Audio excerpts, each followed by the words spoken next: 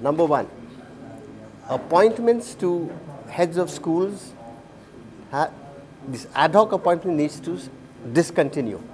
You appoint a person as a headmaster or a principal and demand accountability from him.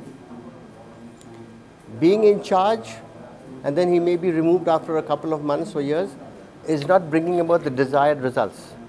So you must appoint full-time heads of schools.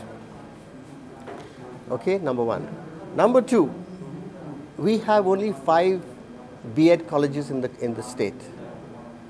Unlike other states have into 3 figures. You know, we have a backlog of untrained teachers.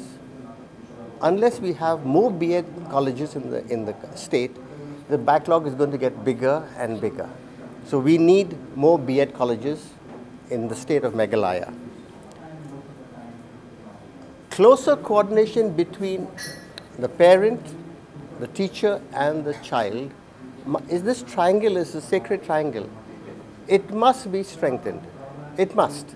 Otherwise we're going nowhere, because it's not just passing SSLC or the +2. It goes far beyond that. You turn out ideal citizens. Okay, when education is good, you get ideal citizens, not fellows passing exams only. So this triangle, if it's strengthened, you would get ideal citizens, and they will add to nation building. Okay? Proper foundation needs to be stressed upon. Otherwise, you get a straight line. There's no progress. It's a straight line. So no wonder you're having children who are being promoted to 9 and 10, but then since the foundation is weak, the guy doesn't go any better. Okay, he fails. Physical infrastructure is so important, starting with the building, as they were talking about leaking classrooms in that Rangrangiri High School. Okay? I mean, this is the 21st century. We are looking at a 10 billion economy. Surely there should be enough money for proper infrastructure. And schools need modern furniture. The child should be comfortable sitting, then only he can learn. If he's got a nail poking his backside, how does it work?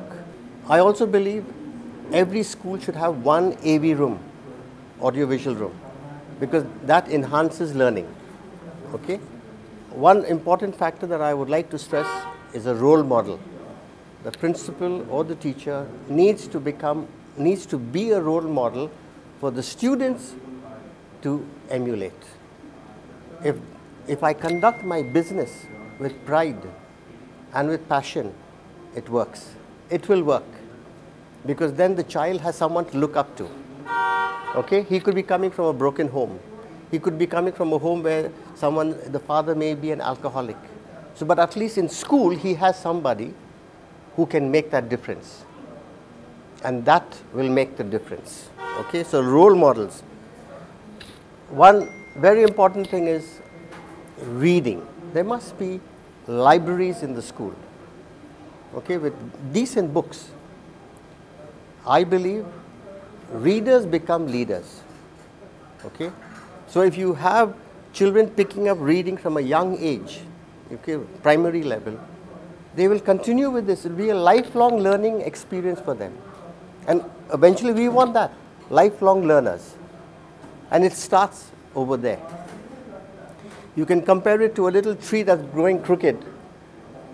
And when you try to make that tree straight much later, it's not going to happen. It will stay bent. But if a tree is bent, a young seedling is bent, and you straighten it a bit, it will grow straight. And that will equally applies to children. If the guy is a little wayward when he's small, you can straighten him out. You can't straighten a fellow when he's fixed in his ways, set in his ways. Okay, so readers become leaders, and that is very, very important. All right. One thing for teachers is this teacher professional development program. This has to be followed with all earnesty. That means attending online programs, attending refresher courses, okay, and giving a feedback. Nowadays, There are so many professional courses online. You can do it after class. You know, it's a 1 hour program, a 1.5 hour program. There are so many companies that do that, and some of them are free. Okay? Now, if we take up all these things, we would lead to a growth mindset. That means the children have then realized, why should I just play with my mobile, but I will use my mobile to gain knowledge. Okay, so this will create a growth mindset.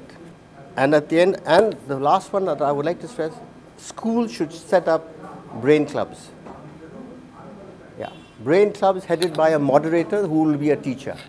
So you could have a brain club for English, a brain club for social studies, for science, for maths, and that information is then shared through WhatsApp.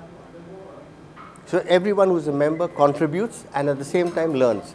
So brain clubs would be ideal.